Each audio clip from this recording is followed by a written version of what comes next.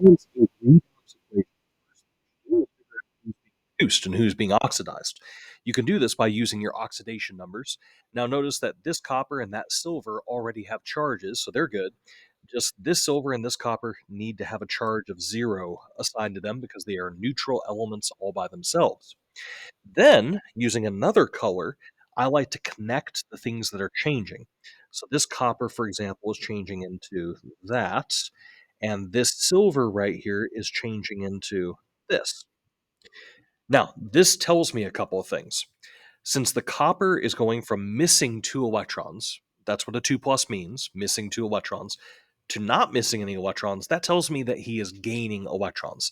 Copper is the thing that is reduced. So gain of electrons reduced. Reduction is gain. Now you'll notice that silver went from having no charge to having a 1 plus, meaning he went from having all his electrons to now missing one. So he lost an electron. Oxidation. Oxidation is loss. So he was oxidized. Now, the second thing to do, once you figure out who's being reduced and who's being oxidized, is to split the reaction up into 2 halves. So the reduction half is the copper 2 plus becoming the copper.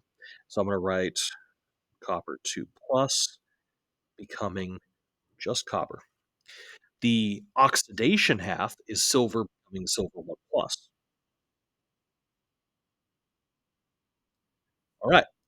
Now, I need to balance these equations. Now, normally you would balance by mass, but that's not a problem here because copper, copper, silver, silver, everything that went in is coming out, by mass at least. The second thing I have to do is I need to balance it by charge. Now, I do this by adding electrons. Now, electrons are negative things. So you'll notice how this side of the equation has a 2 positive on it, but this side of the equation has no charge. So what you do is you add electrons to whichever side needs to be more negative, or in this case, whichever side needs to be less positive.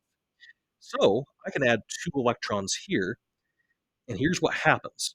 Those 2 negatives cancel out these 2 positives, making the charge on this side of the equation 0, which matches the charge on that side of the equation.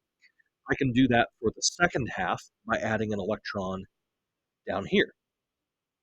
Negative and positive cancel out, matching the 0 that's over here. Now, the next thing I need to do is I need to make sure that the equations have the right amount of electrons going in and going out. So notice how this first half of the reaction consumes 2 electrons, but the second half of the reaction only makes 1 electron. So what I have to do is I have to multiply this second reaction right here by 2 so that I have 2 electrons coming out to match the 2 electrons that are coming in. And then once that's all done, you put everything together and recreate the overall equation. And you do that by putting all the reactants together on one side and all the products together on the other side of the reaction. So I've got 2 electrons and a copper 2 plus, so 2 electrons and a copper 2 plus, as well as 2 silvers on the reactant side. I go over here's my product side, the copper, the silver, and the electrons here are all going to come together. But do note that everybody here is getting multiplied by 2. So I get 1 copper and 2 of the silver pluses and 2 electrons. Now you'll notice that you've got 2 electrons on both sides of the equation. You can actually cancel those out, and what's left is your final balanced equation. Copper 2 plus 2 silvers yields copper plus 2 silver pluses. And that's the final answer to this balanced equation.